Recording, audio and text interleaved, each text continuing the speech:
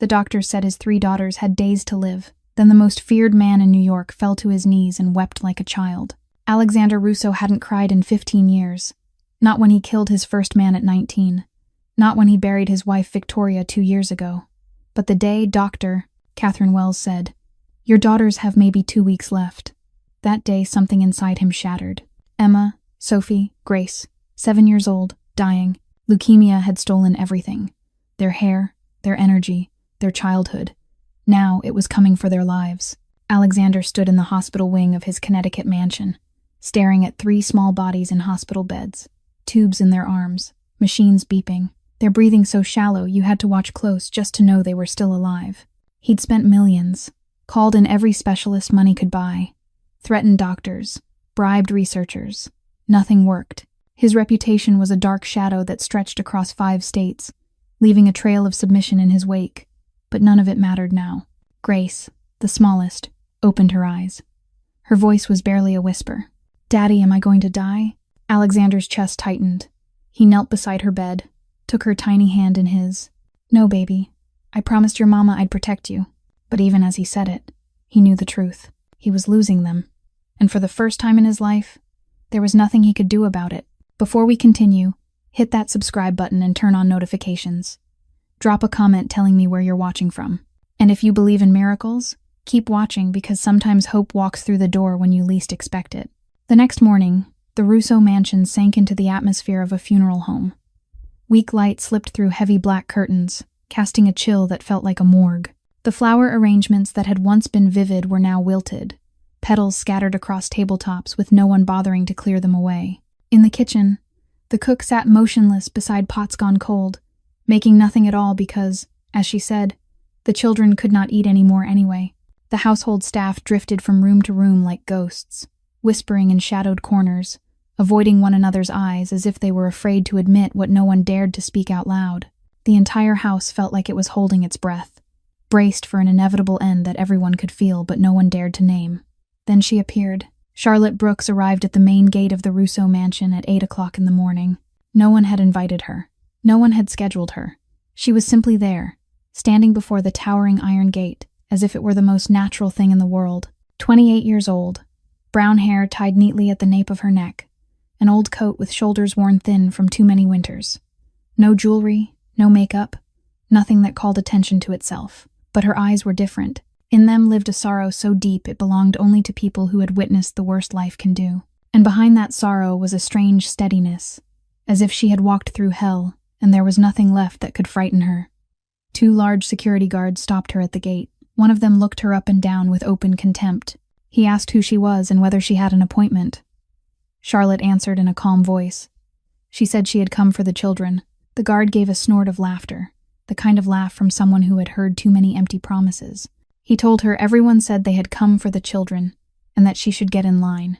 But Charlotte did not move. She stood there, meeting their gaze as if she had more right to be on that ground than anyone else. She said that in that case, she wanted to see whoever was in charge. Maybe it was her stubbornness, or maybe it was something in her eyes that made the guard hesitate. He turned away and called someone.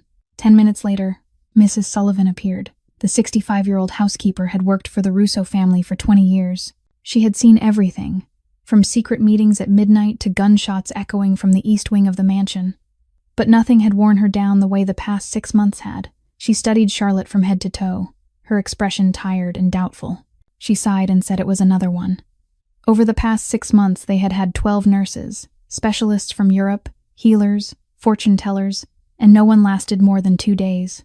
Charlotte did not blink. She said she was not a nurse. Mrs. Sullivan asked what she was then. Charlotte said she was the one who would not give up. Mrs. Sullivan kept looking at her for a long moment. She had seen too many people say things like that, only to run when they saw 3 tiny little girls lying in hospital beds, their breathing faint, their skin white as paper. But there was something different in this young woman's eyes.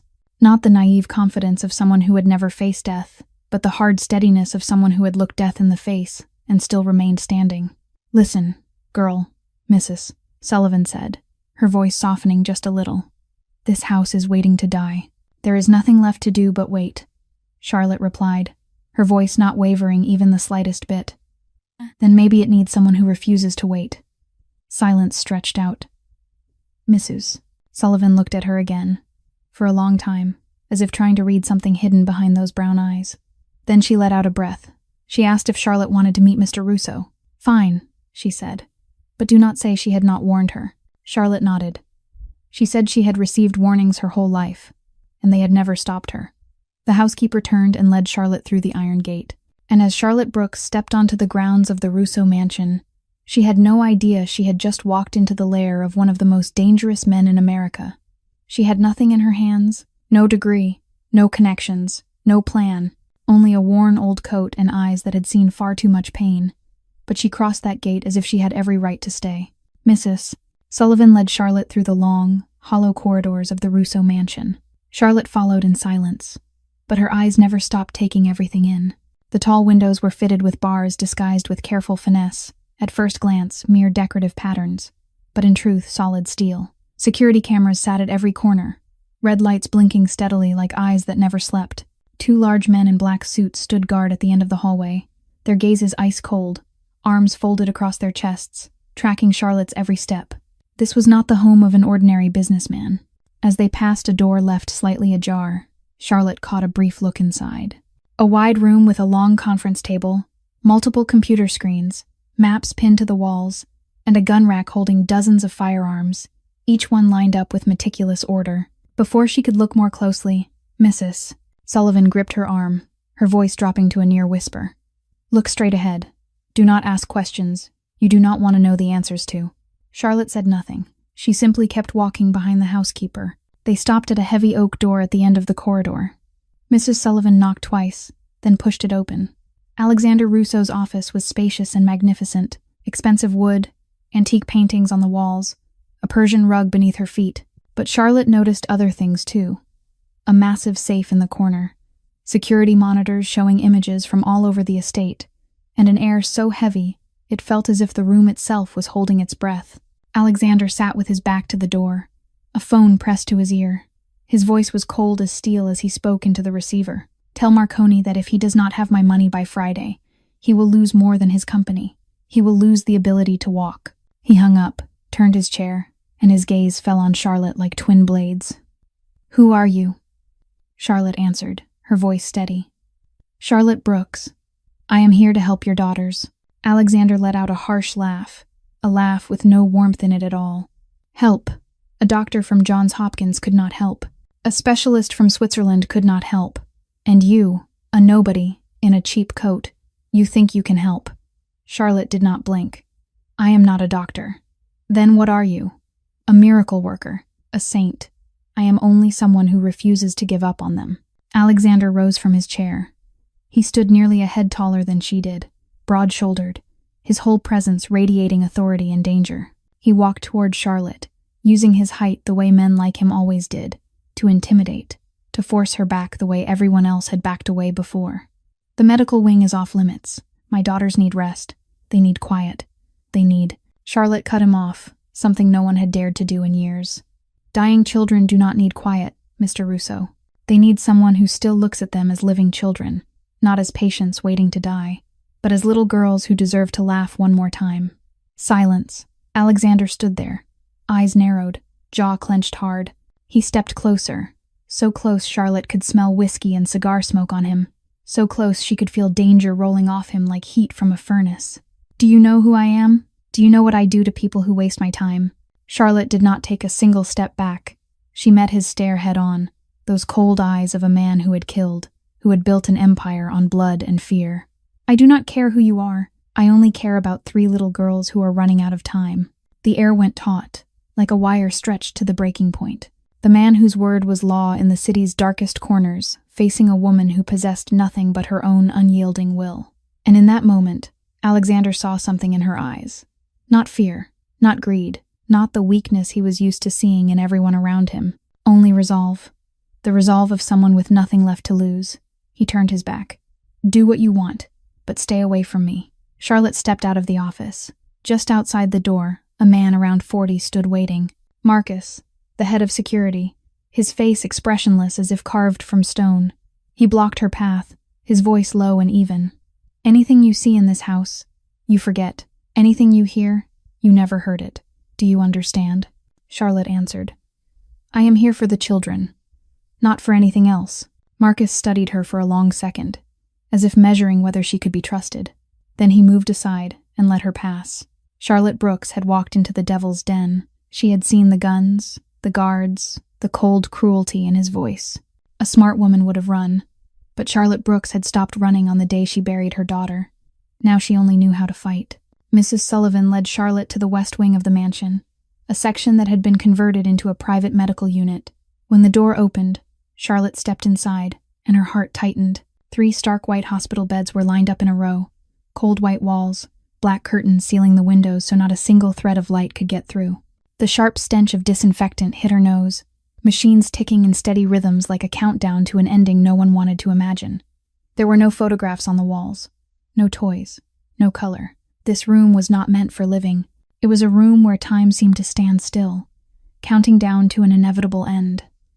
And 3 tiny little girls lay on those 3 beds, like 3 flowers wilting in the dark. Charlotte stood there for a moment, taking it in, and then she did something no one expected. She pulled off the medical gloves Mrs. Sullivan had handed her and tossed them into the trash. The housekeeper started to say something, but Charlotte had already moved toward the first bed. Where Emma lay, she set her bare hand against the child's cheek, feeling the fragile, icy skin beneath her palm. Emma opened her eyes, startled by the warmth on her flesh. Her eyes widened in surprise. Your hand is warm. Everyone else wears gloves. Charlotte gave a small, gentle smile. Gloves are for strangers. I am not a stranger anymore.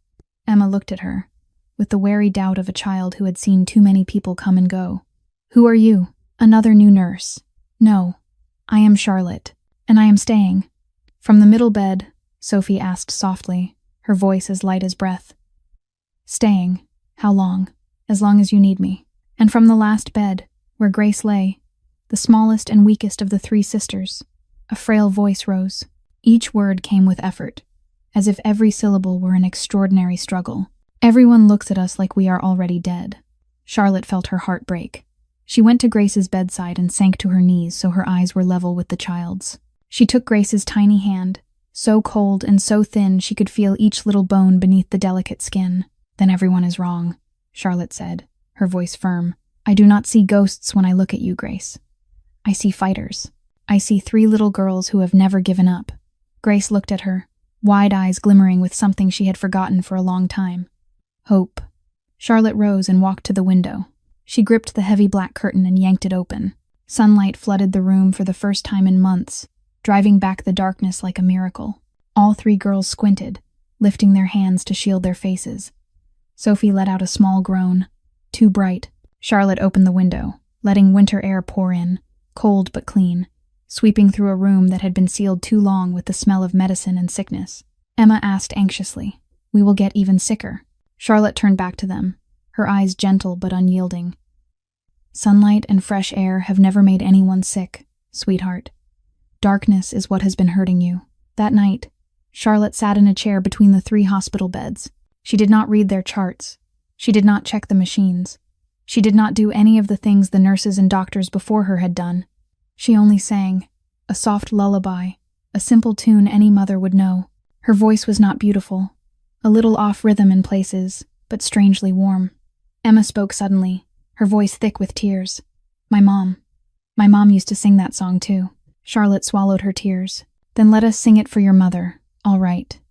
And she kept singing, gently, until each little girl, one by one, closed her eyes. For the first time in months, Emma, Sophie, and Grace slept without nightmares. No crying in the dark, no desperate calls for their mother, only peaceful sleep. Before she drifted off, Grace whispered, her voice so small Charlotte had to lean closer to hear it. Miss Charlotte, will you be here when I wake up? Charlotte bent down, pressed a light kiss to the child's forehead, and felt the fragile warmth in her tender skin. I promise, sweetheart, I will be right here. Grace smiled, a tiny smile but real, and then she closed her eyes. Charlotte stayed there in the darkness, watching 3 small forms sleeping in quiet peace, and the tears began to slide down her cheeks. She did not wipe them away. She simply let them fall. She had promised, a promise to be there when they woke, the same promise she had once spoken to another little girl, in another hospital room, on a dark night 4 years earlier. a promise she had not been able to keep. 3 days passed. 3 days in which Charlotte did not leave the sick room for more than a few hours at a time. She slept on the chair between the 3 beds, waking whenever one of the girls shifted, telling stories when they could not sleep, singing lullabies when fear took hold of them. And something was changing, even if no one dared to put it into words. At 6 o'clock in the morning on the 4th day, Alexander jerked upright in bed because of a sound he did not recognize. He lay still for a moment, listening, thinking he must be dreaming. But the sound came again, clearer this time. Laughter. Thin, fragile, weak, but unmistakably laughter. Alexander's heart began to race. His daughters had not laughed in more than a year. Since Victoria died, since illness began stealing pieces of them one by one, laughter had vanished from this house as if it had never existed. He threw on his robe and moved quickly through the long corridors toward the medical wing. With each step, the laughter grew more distinct, and his heart tightened around a feeling he had forgotten long ago. When he reached the door to the sick room, he stopped. The door was open, early sunlight flooding the room, and what he saw made him unable to believe his eyes. Charlotte stood in the middle of the room, holding a hairbrush like a microphone. She was singing, or rather, she was deliberately singing off-key in the most disastrous way possible. Her voice wobbled, flat and wrong, more like a cat's yowl than a song. And Emma, his oldest, was laughing. The laughter was weak, but it was real. Sophie clapped along, her eyes bright as little stars. And Grace, the smallest one, the frailest one, the child he feared he would lose first, had the corners of her mouth lifting into a smile, her first smile in months. Alexander stood there as if turned to stone. He did not step inside. He stayed in the doorway, watching, listening, trying to carve this moment into his mind, as if it could vanish at any second. This was a sound he had believed he would never hear again. This was a sight he had given up hope of ever seeing. Charlotte noticed him at the door. She stopped singing and smiled. "Good morning, Mr. Russo. Would you like to join us?" Alexander did not answer. He did not know what to say. Emma turned her head toward her father, her voice weak but strangely bright. "Dad, Miss Charlotte sings so terribly." It was the longest, happiest sentence Emma had spoken in weeks. Alexander wanted to laugh, wanted to cry, wanted to crush his daughters into his arms, but he only stood there, his throat tight, and then he turned and walked away. He did not want anyone to see that his eyes were wet. That afternoon, Dr. Catherine Wells arrived for the family's regular appointment. She had been the Russo family's private physician for years. She had watched Victoria through pregnancy, delivered all 3 girls, and she was also the one who had told Alexander his daughters had only 2 weeks left to live. She examined each child carefully, checked blood pressure, listened to hearts and lungs, reviewed the readings on the monitors, and her expression grew more confused with every minute. When she finished, she stepped out to speak with Alexander, 2 folders in her hand. "Alexander, I need to show you something." She held out 2 sets of test results, one from the previous week and one from today, and placed them side by side. Their white blood cell count is stabilizing. Emma's blood oxygen level is up by 12%. Sophie's appetite has doubled. She is eating far more than she was. And Grace, she stopped, shaking her head as if she did not believe what she was saying. Grace's fever has broken for the first time in a month. Alexander stared at the numbers on the page, his heart pounding harder. "What does that mean?" "They are getting better." Dr. Wells was silent for a long time. "I do not know," she admitted, her voice thick with bewilderment. "Medically, this should not be happening. Not without any aggressive treatment. Not when." She shook her head again. "I cannot explain it." Her gaze shifted toward the sick room, where Charlotte sat beside Grace's bed, reading in a gentle voice. "I do not know what that woman is doing, but whatever she is doing, do not stop her. Do not question her. Just let her continue." Alexander nodded, saying nothing. Dr. Wells packed up her equipment and left, and he was alone in the hallway. He walked closer to the sick room door and stood there, looking in.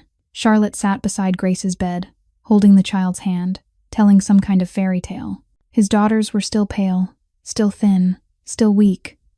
But something was different. Their eyes were no longer dull the way they had been.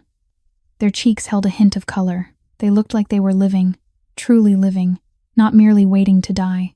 Science could not explain this. Medicine could not explain this. The numbers said his daughters were still dying, but their eyes said something else. And for the first time in months, Alexander Russo felt something other than despair. He felt the smallest thread of hope. A hope that was frightening and dangerous, because hope could make the fall hurt 10,000 times worse. A week passed. A week in which small bursts of laughter began to ring out more often in the sick room. A week in which the girls ate more, spoke more, and their eyes began to brighten instead of staying dull the way they had been before. Early that morning, Charlotte stood in the kitchen with Mrs. Sullivan. The housekeeper was preparing breakfast when Charlotte spoke. "I need a few things. Pink and purple balloons, decorations, baking ingredients, and candles, Mrs." Sullivan paused, staring at her in surprise. "What for?" Charlotte answered, her tone as calm as if she were commenting on the weather. "The girls will turn 7 in 10 days. We are going to throw them a birthday party." Mrs. Sullivan's face went pale. She set the knife down and looked at Charlotte with an expression that held both pity and worry. "Miss Brooks, a birthday party. Those children might not." She did not finish the sentence. She did not have to. They both understood what she meant. They might not live to see their birthday. Charlotte met her gaze without the slightest wavering. "Then we give them a reason to fight for 10 more days. A cold voice cut in from the kitchen doorway. "A birthday party." Alexander stood there, and no one knew how long he had been there, how much he had heard. His face was blank, but his voice sounded like cooled steel. Charlotte turned to face him. "Yes." Alexander stepped into the kitchen, each footfall heavy, like a hammer striking stone. "A birthday party for 3 children who could die before they ever get to blow out the candles. You think that is kind?" Charlotte did not retreat. "I think it is necessary," Alexander exploded. "That is cruel." His voice thundered through the kitchen. "And Mrs. Sullivan flinched back. "You are giving them false hope. You are making them believe in a tomorrow that may never come. And when they go, when I have to bury 3 empty promises, then what? What will you say then? How is that kind?" The kitchen fell into a tense silence. Mrs. Sullivan stood, pressed into a corner, afraid to breathe too loudly. But Charlotte did not tremble. She stood there, facing the fury of the most powerful man in New York, and when she spoke, her voice shook slightly but stayed strong. "I know what it feels like to sit beside a hospital bed, Mr. Russo. I know what it feels like to watch someone you love fade while the world keeps turning as if nothing is happening." She paused, her eyes going far away, as if she were looking into a painful memory she had tried to bury for a long time. "And I know the difference between giving up and giving them something to hold on to. Hope is not cruel. Giving up is cruel. Silence is cruel. Treating them like they are already corpses, that is cruel." A heavy quiet settled over the kitchen. Alexander stared at her, and for the first time, he saw something behind those brown eyes. Not the naive stubbornness of someone who had never tasted loss, but pain, old pain, deep and raw, never fully healed. The pain of someone who had stood where he was standing, who had seen what he was seeing, and who had lost the thing he was terrified of losing. Charlotte Brooks was not merely a stubborn woman clinging to naive hope. She was someone who had walked through hell and survived. Alexander said nothing more. He looked at her for a long time, a very long time, as if trying to read the story hidden behind her eyes. Then he turned and walked out of the kitchen, but he did not forbid it. He did not stop her. He did not order her to quit. He simply left. When Alexander's footsteps faded, Mrs. Sullivan let out a breath, as if she had been holding it through the entire exchange. She looked at Charlotte differently now, no longer with skepticism, but with a quiet respect. "Then," she said softly, "I suppose we need to make a shopping list." Charlotte exhaled, her shoulders sagging. She had not realized how tense she had been until that tension finally loosened. She had won a battle. But the war was still long. Charlotte was not only fighting for Alexander Russo's daughters, she was fighting a war she had lost once before. And Alexander Russo, the man who had never stepped back from anyone, found himself stepping aside to make room for a woman who had nothing in her hands except hope and a broken heart. That night, around 11 o'clock, Charlotte woke to the sound of Grace coughing. She checked on the girls and saw they were still sleeping peacefully, but she realized they had run out of clean towels. She decided to go find more. The Russo mansion was enormous and complicated like a labyrinth, and in the dark every corridor looked the same. Charlotte went the wrong way and wandered into the east wing of the house, an area she had never set foot in. It was darker there, colder, without the warm lights that softened the rest of the mansion. No staff moved through it. There was only darkness and a frightening silence. She was about to turn back when she noticed light slipping through the crack of a door at the end of the hallway. Voices carried out, low and cold. Charlotte knew she should turn away, but her feet kept moving toward that light as if she were hypnotized. She drew closer, pressed herself against the wall, and looked through the narrow opening of the half-closed door, and what she saw made her blood turn to ice. Alexander stood in the middle of the room. Facing him was a middle-aged man. The man's face was bruised, his lips swollen, blood seeping from the corner of his mouth. His hands were tied behind his back, his knees on the freezing concrete floor. Marcus and another bodyguard stood behind him, faces as cold as stone, without a flicker of emotion. Alexander spoke, and it was the coldest voice Charlotte had ever heard. Colder than the first time they met, cold as if this man no longer had a trace of humanity left. "You stole from me, Danny. $200,000. You thought I would not find out." Danny trembled, tears and blood mixing on his battered face. "Please, Mr. Russo. I have a family. I will pay it back. I swear." Alexander bent down and looked straight into the traitor's eyes. "You have a family. So do I. The difference is, I do not betray the people who trust me." Then he gave Marcus a nod. Just one small nod. No words needed. Marcus stepped forward and drove a hard punch into Danny's stomach. The man doubled over, coughing violently, spit and blood spraying onto the floor. Charlotte clapped a hand over her mouth to keep from making a sound. Alexander straightened and looked down at the man writhing at his feet with eyes that held no mercy at all. "You have 48 hours to return every penny. If I have to come looking for you again, I will not be this patient. And your family. They will need to find a new provider." Danny sobbed, the sobs of a man who had completely broken. Yes, Mr. Russo.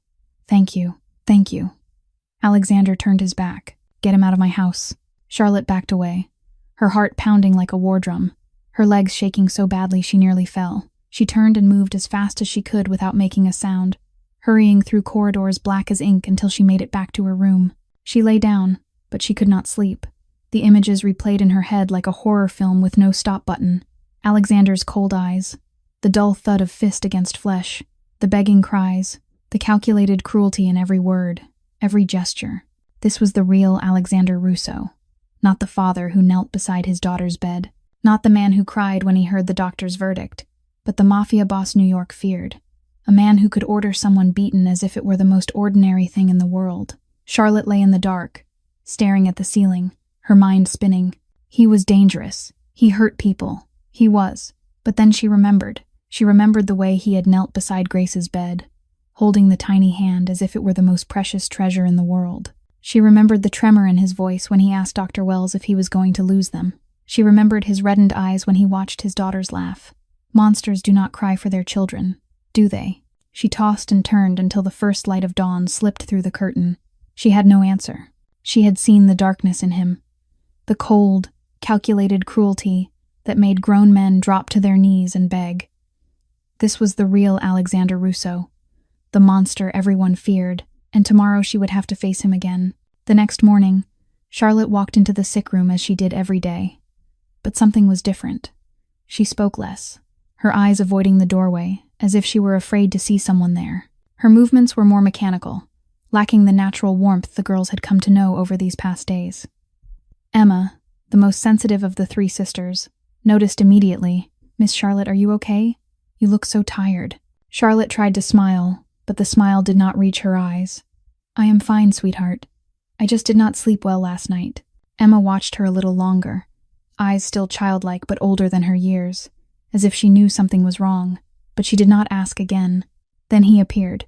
Alexander stepped into the sick room, something he rarely did during the day. Usually he came only in the evening, when the girls were about to sleep, to kiss their foreheads and whisper goodnight. But today he came in the middle of the day, and his gaze went straight to Charlotte. "Miss Brooks, I need to talk, not a question. A command." Charlotte stood, her heart beating faster, and followed him into the hallway. When the sick room door closed behind them, Alexander turned to her, his eyes sharp and cold. "You saw something last night. I know you did." Charlotte tried to keep her voice calm. "I do not understand what you are talking about." Alexander stepped closer, close enough that she could see the rough shadow of unshaven stubble along his jaw. "You are a terrible liar. Your hands are shaking." Silence. Charlotte looked down at her hands, and it was true. They were trembling, just slightly, She could not hide it. The man. Danny, she whispered, her voice as soft as breath. Did you kill him? Alexander answered without the slightest change in tone. No, but I hurt him, and I will do it again if I need to. Charlotte stared at him, feelings colliding inside her. How can you do that, and then walk into that room and smile at your daughters? Alexander let out a slow breath, leaned back against the wall, and for the first time Charlotte saw exhaustion on his face. Not physical fatigue, but the weariness of a soul stretched thin. Because they are the only clean thing in my life. He looked toward the sick room door, where 3 small daughters were waiting.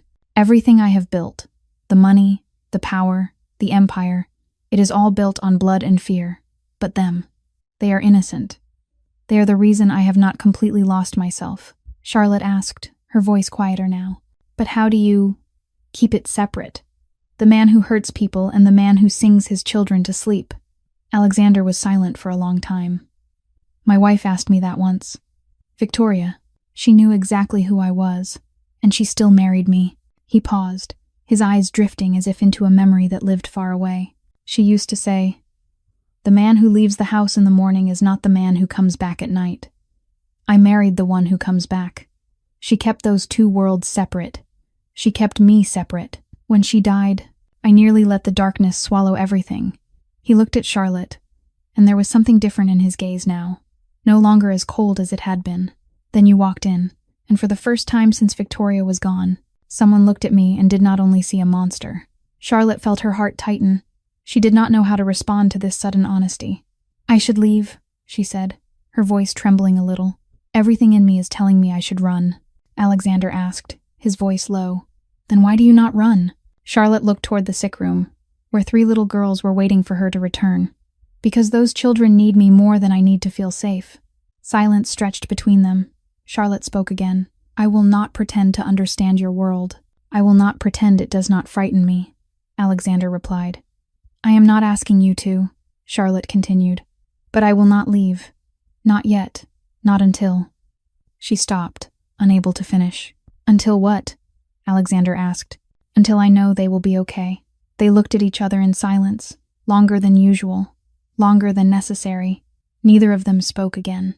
Then Charlotte turned and walked back into the sick room. Alexander remained alone in the hallway, watching her disappear behind the door. Charlotte had seen both sides of him, the monster and the father, the darkness and the desperate hope.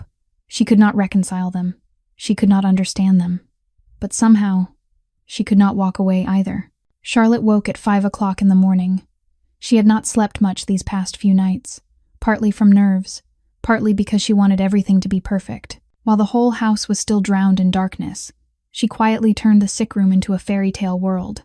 Pink and purple balloons hung everywhere, from the ceiling to the corners of the beds. Shimmering tinsel garlands caught the glow of tiny lights she had hidden beneath paper flowers. A large banner with the words "Happy 7th Birthday, Emma." Sophie and Grace hung on the wall opposite the 3 beds. Fresh flowers sat on each bedside table, roses and lavender releasing a gentle fragrance that chased away the disinfectant smell that had haunted the room for so many months. When the first sunlight of the new day began to slip through the window, Emma opened her eyes. She blinked, thinking she must be dreaming. Then she shot upright, mouth falling open, eyes wide as marbles. "Sophie, Grace, wake up, wake up, wake up!" Sophie and Grace stirred awake, and when their eyes opened, both of them went still. The cold white room they had grown used to was gone, replaced by a world overflowing with color and joy. Sophie burst into tears, not from pain the way she had so many times before, but from happiness. This is a birthday party," Grace whispered, her voice trembling. "Is it real? Is this real?" Charlotte came over, knelt down, and pulled all 3 girls into her arms. "Happy birthday, my brave girls. You did it. You fought, and you did it." The party began right after that. Mrs. Sullivan entered carrying an enormous 3-tier cake, frosted in pink and purple, 7 candles on top burning with a soft, sparkling glow. The strict housekeeper now had reddened eyes, her smile bright as if she too had just been handed the most precious gift of her life. And then Marcus walked in, and the whole room broke into laughter. The head of security with the ice-cold face, the man Charlotte had seen punch someone without hesitation, now wore a pink princess party hat on his head. He looked utterly ridiculous, and he knew it. Sophie giggled. "Uncle Marcus, you look so funny." Marcus replied, his expression unchanged. "I know." One by one, the staff came in to offer birthday wishes. The cook, the gardener, the maids. Everyone carried a smile. Everyone had tears sliding down their cheeks. For months, they had been bracing themselves for a funeral. Now they were attending a birthday party. Then Alexander stepped in. The room fell silent. He stood in the doorway for a moment, looking around, looking at the balloons, the cake, the 3 little girls sitting up in bed, with eyes shining bright. In his hands were 3 small boxes wrapped in red velvet. He walked to the girls' beds, knelt down, and opened each box in turn. Inside each one was an intricate silver bracelet, each engraved with a name. Emma, Sophie, Grace. Alexander spoke, his voice thick, as if every word had to struggle its way out. Your mother had these made before she died. She wanted you to receive them on your 7th birthday. I have kept them all this time. I was afraid to bring them out because—" He could not finish, but everyone understood. He was afraid this would be the last gift. He was afraid his daughters would not live to receive them. "But you are here," he went on, his voice shaking. "You fought, and you are here. And your mother would want you to wear them." The girls threw their arms around their father. Emma whispered, "Thank you, Dad." Sophie said, her voice breaking, "We miss Mom so much." And Grace, the smallest one, the frailest one, said something that made every heart in the room melt. "But we still have you, Dad." Alexander held all 3 children close, and he cried. Not hiding it, not ashamed. The infamous Mafia boss, the man New York feared, was crying in a room filled with pink balloons, surrounded by his 3 small daughters. Charlotte stood in the corner, tears running silently down her cheeks. She looked at the 3 girls, their hair beginning to grow back in thin, fragile strands, a hint of color in their cheeks, their eyes glittering with joy. And she remembered another little girl, another hospital room, a 7th birthday that never came. After the party, when the girls were asleep again, their hands still wearing their new silver bracelets, Alexander found Charlotte standing alone in the hallway. "Thank you," he said, "for everything." Charlotte shook her head. "You do not need to thank me." "I do," Alexander said. "You gave me something I had forgotten existed." "What?" Charlotte asked. Alexander looked at her, his eyes gentler than she had ever seen them. Hope. The belief that tomorrow might truly come. It was the happiest day the Russo mansion had seen in the past 2 years. 3 little girls laughing, a father crying from happiness, a woman standing in the corner, remembering a birthday that never came. None of them knew what was waiting ahead. 2 days after the birthday party, the miracle still continued. The girls grew stronger every day, slowly but surely. Emma could sit up now, able to hold a spoon and eat her porridge without anyone feeding her. Sophie insisted on sitting by the window to watch the snow fall, her eyes lighting up as white flakes drifted past her view. Grace was still the weakest of the 3 sisters, but she talked more, laughed more, and the silver bracelet engraved with her name never left her wrist for even a second. That afternoon, Charlotte sat on the porch, watching the first snowflakes begin to fall. The cold cut into her skin, but she did not go inside. She needed this quiet moment, needed time to breathe, to believe that things were truly getting better. Footsteps sounded behind her. Alexander stepped out, a cup of hot tea in his hand. He did not speak. He simply offered her the tea, then sat down in the chair beside her. They sat like that in silence for a long time, watching the snow, listening to the wind moving through bare branches. Then Alexander spoke. "You know, my men are terrified of me. Politicians avoid my calls. But you looked me in the eye from the first day, and you did not flinch." Charlotte took a sip of tea, feeling the warmth spread through her. "Should I be afraid?" Alexander turned to her, and his voice changed, softer, more sincere. "No, never be afraid of me." They looked at each other longer than usual, longer than necessary. There was something in that look, something they both recognized, but neither of them dared to name. From inside the house, the radio broke the moment. A major winter storm is moving toward the northeast. Connecticut is expected to receive nearly 1 meter of snow. Residents are advised to stock up on essentials and avoid travel. Mrs. Sullivan appeared in the doorway. "Mr. Russo, I am preparing additional supplies. The generator has been checked." Alexander nodded, but his eyes were still on Charlotte. The snow began falling thicker. That night, Charlotte went into the sick room to check on the girls one last time before sleeping. Everything was fine. Emma slept deeply, her breathing steady. Sophie smiled in her dreams, perhaps dreaming of the birthday party. Grace was warm, but not worrisome. Nothing unusual. Charlotte tucked the blanket more snugly around her, bent down, and kissed her forehead. "Sleep well, little angel." Then she sat down in the familiar chair between the 3 beds, deciding she would keep watch tonight. She did not know why, but something in her chest would not settle. Outside, the wind began to howl. The snow fell heavier and heavier. The gusts grew louder and louder. And somewhere in the darkness, fate was preparing to test them all. By tomorrow morning, Charlotte would have to face the nightmare she had been running from for 4 years. The storm hit at 9 o'clock at night. The wind howled like a wild beast screaming into the dark, snow slamming against the windows with terrifying force, turning the world outside into a complete white blur. Trees whipped against the mansion's walls, each impact sounding like a gunshot, and then the power went out.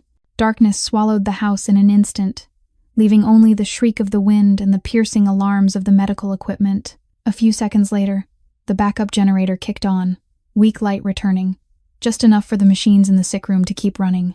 Alexander rushed out to check the house, his face pulled tight as a wire.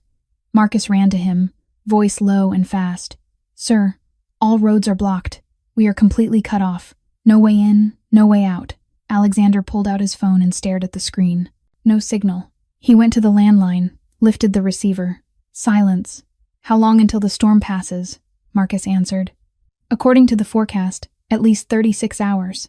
Alexander gripped the door handle, trying to hold down the helplessness rising in his chest. Marcus drew him aside, lowering his voice to a near whisper. "Sir, we have another problem. The Colombo family could take advantage of this. Our men outside the estate cannot contact us. We are very vulnerable to an attack."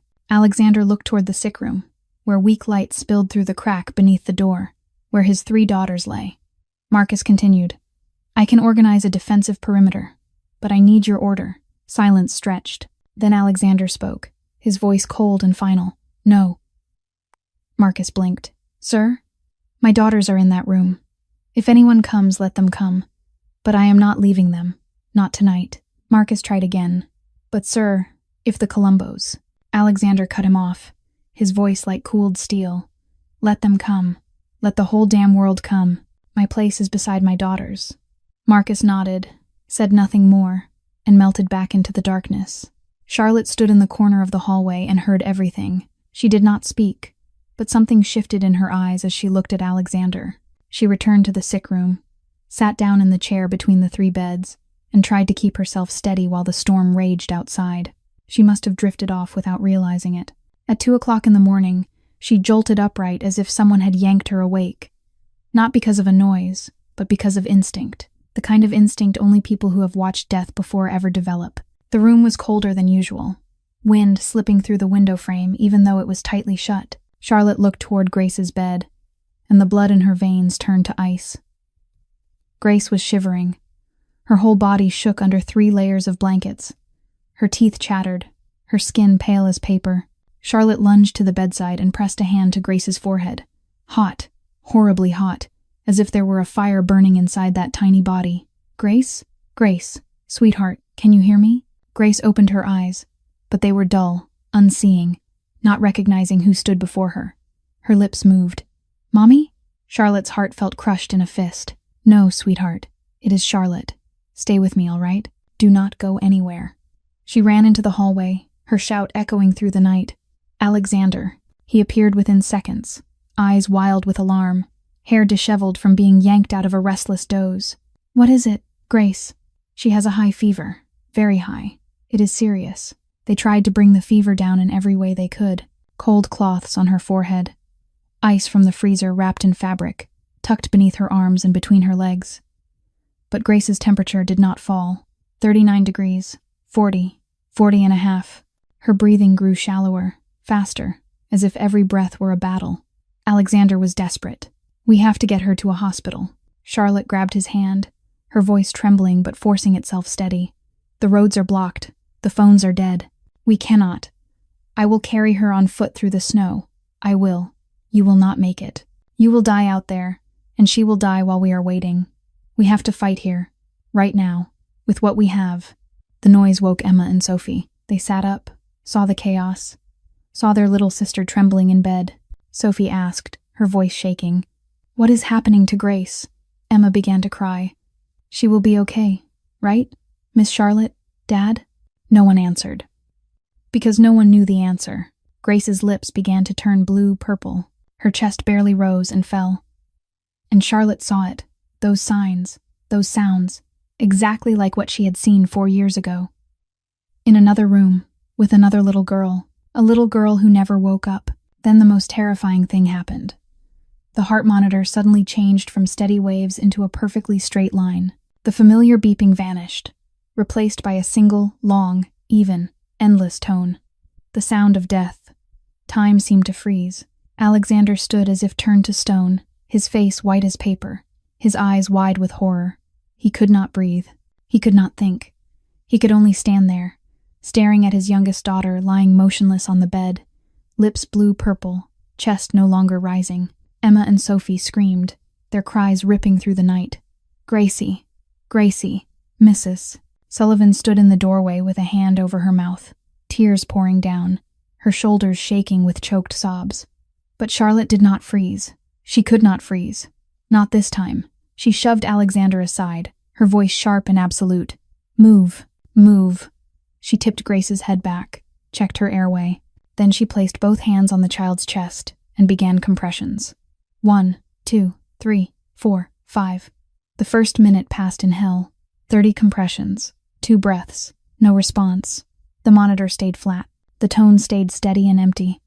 Charlotte kept going, sweat breaking across her forehead, sliding down her face, dripping onto Grace's chest. "Breathe, Grace.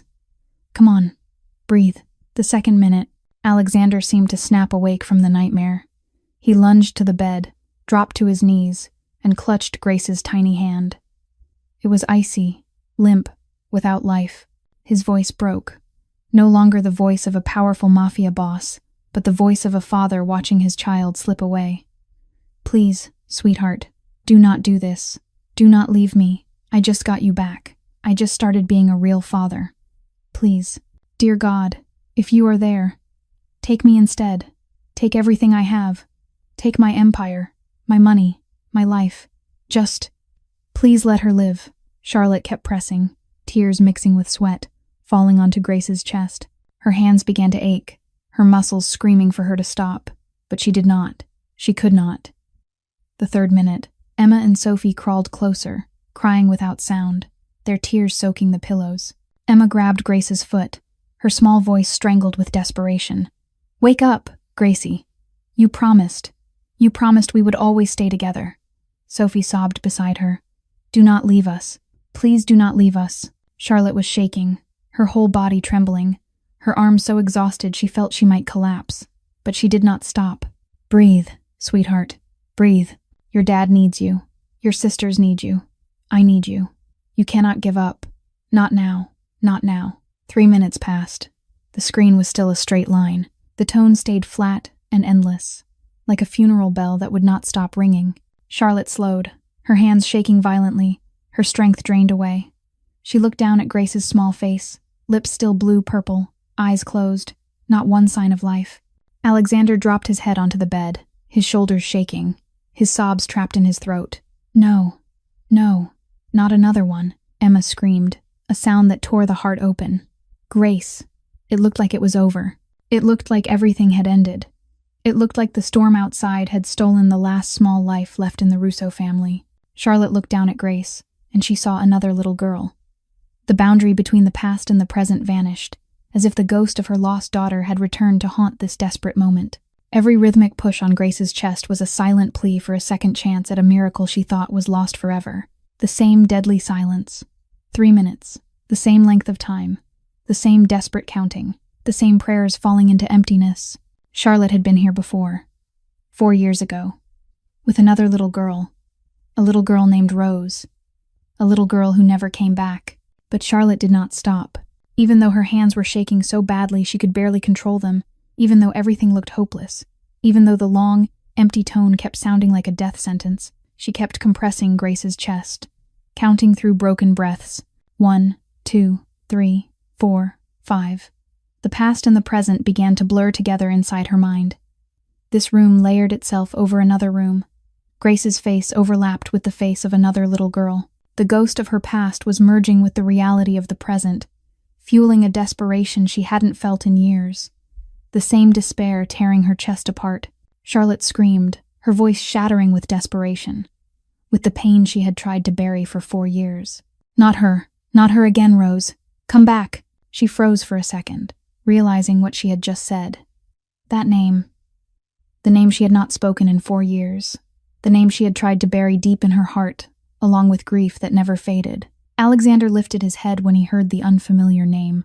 His eyes locked on Charlotte, full of questions. Rose. Who is Rose? But there was no time to ask. No time to explain. Charlotte shook her head, drove every thought away, and kept going, wilder, harder, as if she were fighting death itself. You cannot die. You cannot die. Not this time.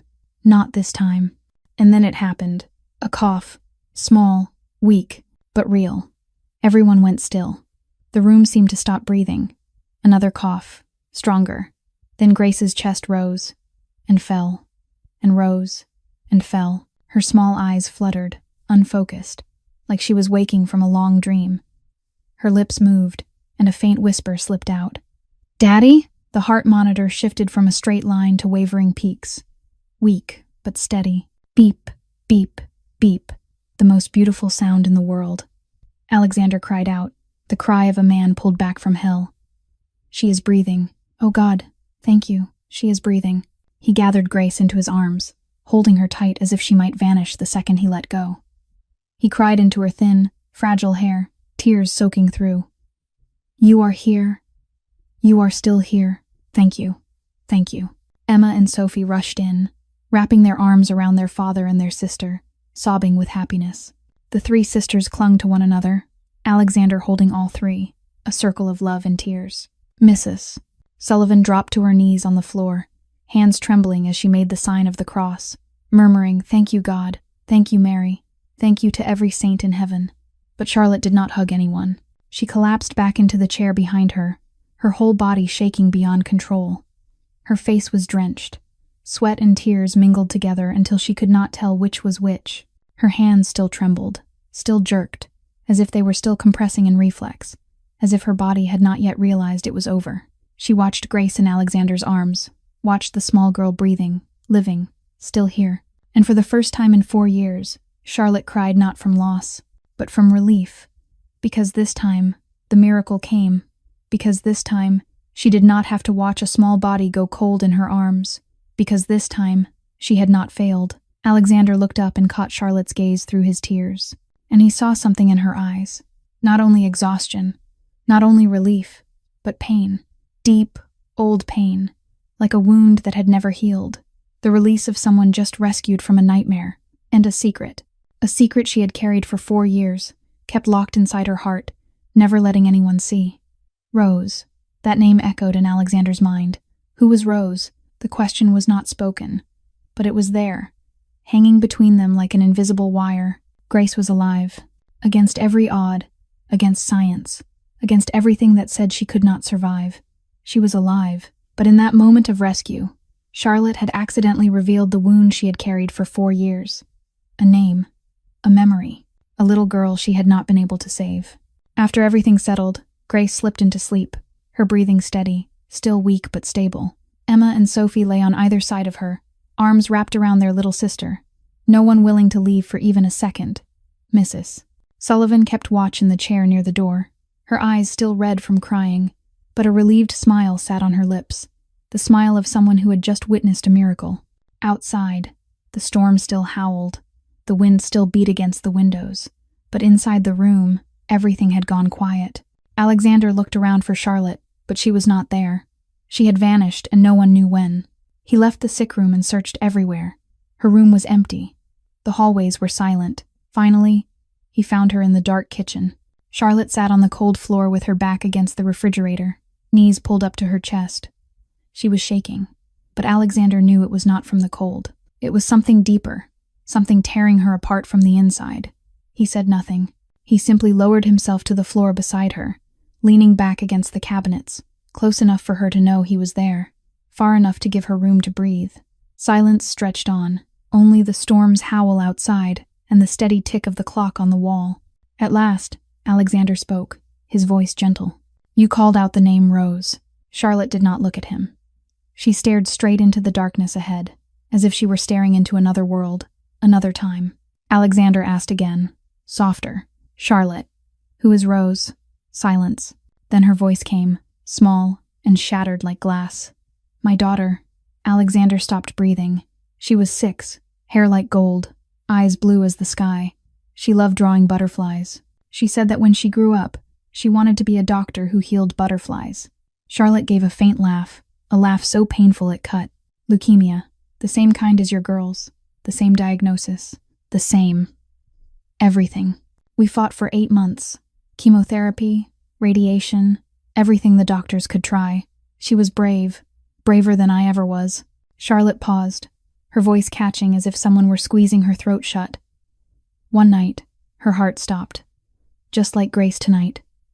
At 2:47 in the morning, I remember the exact time because the clock on the wall was the only thing I could look at while tears began to pour, sliding down her cheeks, dripping onto her hands, onto the freezing floor. I did compressions. Just like tonight, the same counting, the same prayers, the same begging. But she did not come back, Alexander. I held her. I breathed for her. I pressed on that tiny chest until my arms gave out. I begged God. I bargained. I screamed. But she did not come back. Charlotte cried.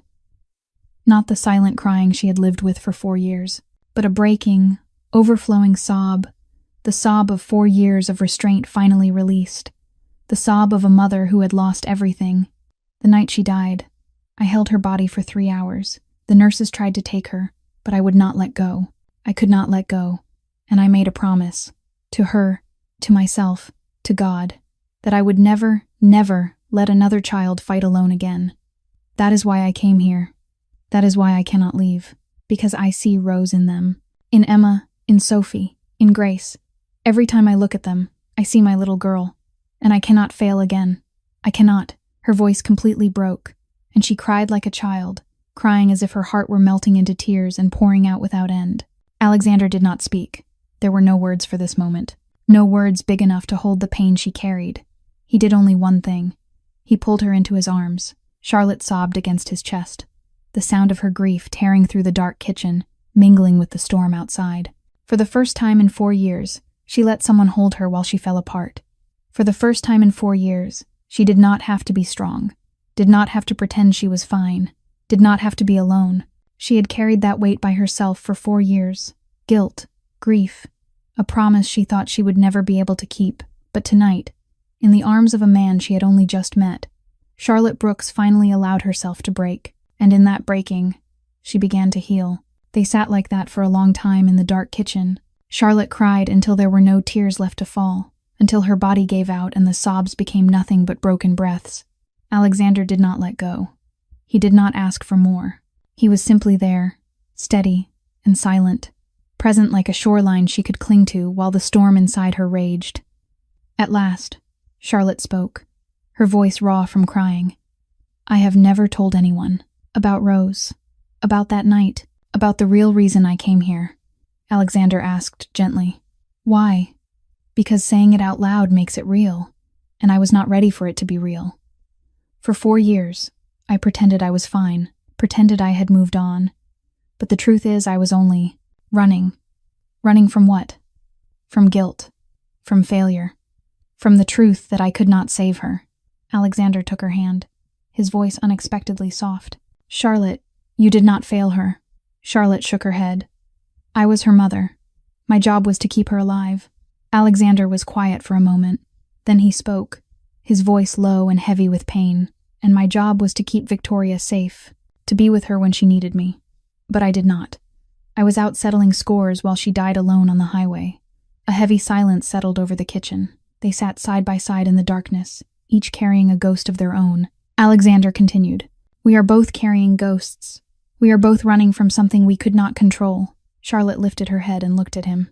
"That night, when I saw you with that man, When I saw what you could do, Alexander's body tightened, bracing for what was coming. Charlotte went on. I wanted to run. Part of me still does. Then why did you not run? Because tonight, when everything was falling apart, when the Colombo family could attack, when your empire could be in danger, you chose to stay. With your daughters. With Grace. Charlotte met his eyes. I heard you. Let them come. My place is beside my daughters. The man who said that is not a monster, Alexander. That is a father. Alexander exhaled. I am both, the monster and the father. I cannot separate them. Charlotte squeezed his hand harder, her voice steady now. I know, and I am still here. Alexander looked at her, his eyes full of feelings he could not name. You should run. Everyone runs. Charlotte answered, her voice barely above a whisper. I am tired of running. Alexander leaned in, stopping when his lips were only centimeters from hers. Their breaths mingled in that small space, in the fragile distance between two shattered souls. Charlotte whispered, I am not afraid of you. He kissed her, gently, softly, as if he feared she would break if he used any more force, and she kissed him back, like a drowning person finding something to hold on to, like someone lost finally finding a light, like two broken pieces finding each other in the rubble. Outside, the storm began to ease. The scream of the wind softened, giving way to the stillness of dawn approaching. The first light of the new day slipped through the window, falling across two figures sitting on the cold kitchen floor. They stayed there, forehead to forehead, needing no more words. Because sometimes silence says more than language ever can. Two broken people. One who had built an empire on blood and tears. One who had buried her heart with her daughter. They found each other in the storm. And somehow, strangely, unbelievably, that was enough to begin again. The next day, the storm broke. The sun rose for the first time in 3 days, casting warm golden light over a world washed in white. Snow covered everything, the roof, the trees, the road leading into the mansion. But the sky was a clear, clean blue, as if it had been scrubbed by the fury of the wind. The roads were slowly cleared, and the outside world began to reconnect with the house that had been isolated through 3 terrifying days and nights. Dr. Wells arrived as soon as she could. She examined Grace carefully, checked every measurement, listened to her heart and lungs, studied every vital sign. Her face grew more puzzled by the minute, her brow furrowing as if she were trying to solve an equation with no answer. At last she straightened, shook her head, and looked at Alexander. Alexander, I have been a doctor for 25 years. I have seen many things. But this, she stopped, searching for words.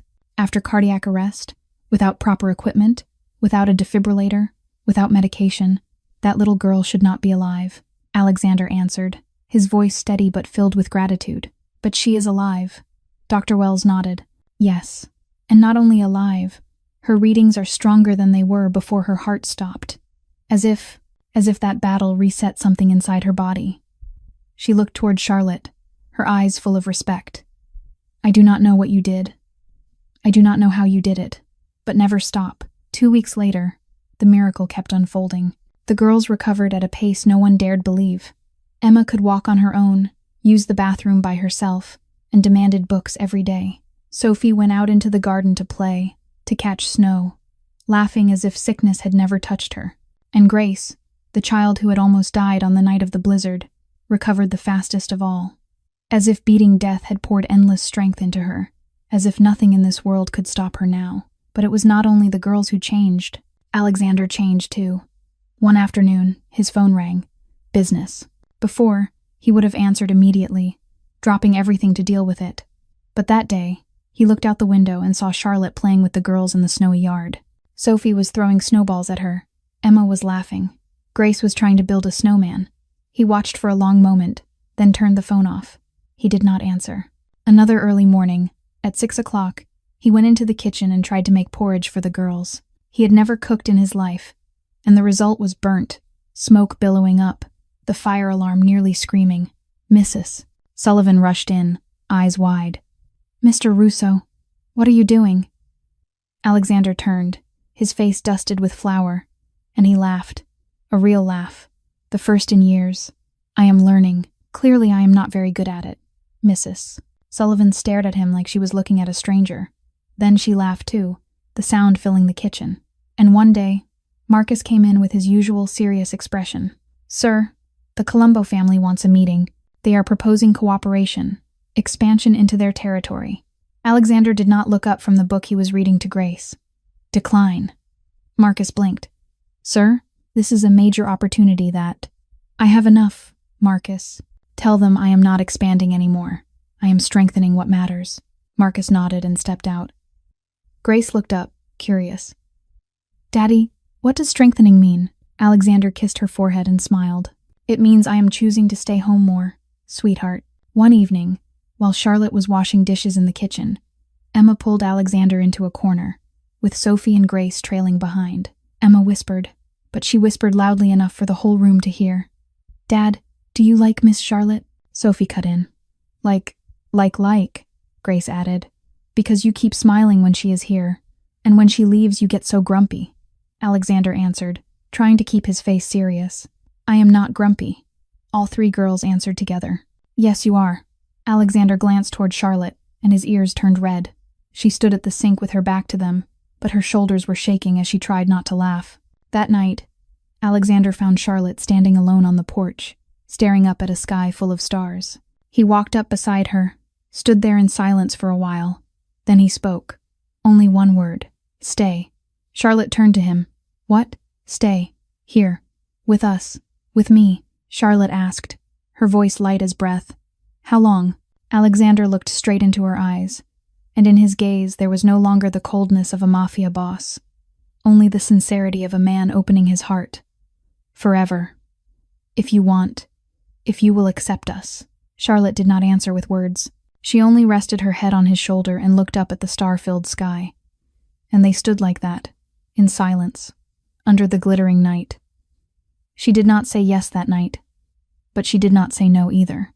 And for Alexander Russo, the man who had spent his life taking what he wanted through force, learning how to wait, learning how to hope, learning how to ask instead of demand, that was the greatest change of all. 5 years later, spring, Connecticut. The Russo mansion was no longer what it used to be. The heavy black curtains had been gone for a long time, replaced by delicate white shears that fluttered in the breeze. The windows were always open, welcoming sunlight and fresh air. Flowers bloomed everywhere, roses, tulips, wildflowers growing freely in the garden, painting the grounds in vivid color.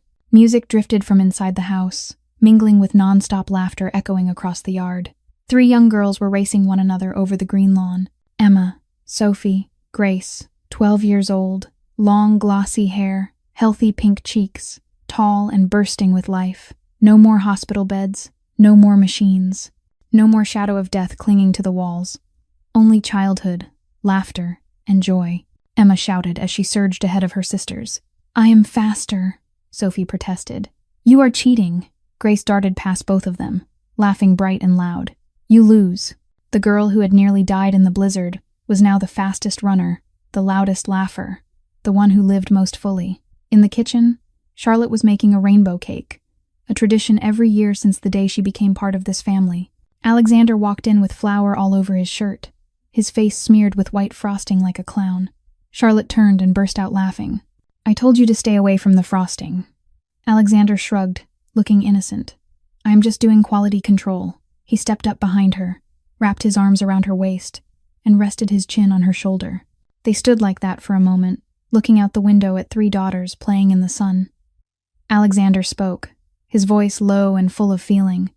"You know, I have never thanked you the right way." Charlotte smiled. "For what?" "That is the 1,000th time. For saving them. For saving me. For teaching me that power means nothing if there is no one to share it with." Charlotte turned, lifted a hand to his cheek, and looked into the eyes she had loved for 5 years. "I did not save anyone, Alexander. I only reminded everyone that love is stronger than fear." He bent to kiss her, natural and gentle, as he had done 1,000 times before. The girls came rushing in and broke the moment. "Mom, Dad, we finished. Come see." They grabbed Alexander and Charlotte by the hands and pulled them into the garden, toward the farthest corner, where a small tree stood. It had been planted last autumn, and now it was full of fresh green leaves, and on a low branch, a small wooden sign hung carefully. The letters were carved by hand, in the girl's writing, for Rose, who taught us that love never dies, it only grows. Charlotte went still. Tears slid down her cheeks, but they were happy tears. Grace took her hand, voice gentle. We wanted to remember her, Mom. The sister we never met. The little girl who started everything. Charlotte could not speak. Her throat tightened with emotion. She only pulled all 3 daughters into her arms, held them close, tears falling into their hair. Alexander stepped in, wrapped his arms around all 4 of them. His family, the most precious thing he had ever had. That evening, they gathered around the large dining table. The rainbow cake sat in the center, candles glowing softly. This year the candles were not for the girls. They were for Charlotte, for her birthday. Mrs. Sullivan stood nearby, crying the way she did every year, her voice thick.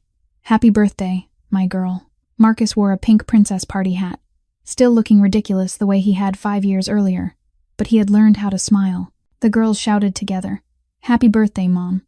Alexander stood and raised his glass, and the room fell quiet, waiting. 5 years ago, a woman in a worn old coat and stubborn hope walked into our lives. We had given up. The doctors had given up. Even I had given up. He paused and looked at Charlotte, his eyes shining. She did not bring medicine. She did not bring miracles. She brought something simpler and far stronger. She brought the belief that tomorrow is still worth fighting for. Raise your glass to Charlotte, my wife, the mother of my daughters, the woman who saved all of us, not with medicine, but with love. Everyone lifted their glasses. To Charlotte, Charlotte closed her eyes, made a wish, and blew out the candles. When she opened her eyes, she looked around. Emma grinned from ear to ear. Sophie was as gentle as ever. Grace was sneaking a fingertip into the frosting, and Alexander was looking at her as if she were his entire universe. Late that night, when the girls were asleep, Charlotte and Alexander stood on the porch beneath a sky full of stars. Alexander spoke softly. Do you think she can see it, Rose? Charlotte smiled and looked up at the glittering stars. I know she can. She is probably bossing the other angels around up there. Alexander laughed. Like mother, like daughter. Charlotte gave his shoulder a light punch, then leaned into him. They stood like that in peaceful silence. Alexander whispered, Thank you for not giving up on us. Charlotte answered, her voice warm. Thank you for giving me a reason to hope again. They stood in silence, watching the star-filled sky. Inside the house, the girls' laughter drifted now and then, even in their dreams. And somewhere between heaven and earth, a little girl named Rose was smiling, because her mother's love did not end when she left. It multiplied. It healed a man who had once been lost. It saved 3 little girls. It built a family that should never have existed. All because sometimes, hope is the only medicine needed. And somewhere between sky and ground, love whispered back, You did so well, Mom. You kept your promise. The end. This story gives us many valuable lessons about life. First, hope is a flame that must never be allowed to go out, even in the darkest circumstances. Charlotte proved that when everyone gives up, one determined person can still change fate. Second, love has the power to heal every wound. Alexander, a powerful man who had lost himself, found the meaning of life again through the love of his family. Third, a painful past does not define us. Charlotte lost her daughter, but she turned that pain into the drive to save other children. Finally, family is not always the people who share our blood, but the people who choose to stay, to fight for one another, and to love one another without conditions. Dear friends, how did this story make you feel? Have you ever lived through a moment of despair and then found a light of hope? Has someone ever stepped into your life and changed everything? Share your thoughts in the comments below. We would love to hear the stories from the deepest part of your heart. If this story touched you, please subscribe to the channel, hit like, and share this video with the people you love. Every subscription, every like, every share is a huge encouragement that helps us keep bringing meaningful stories every day. Wishing everyone watching this video good health, a joyful life, peace, and happiness each day. Thank you for being with us. Goodbye, and see you in the next video.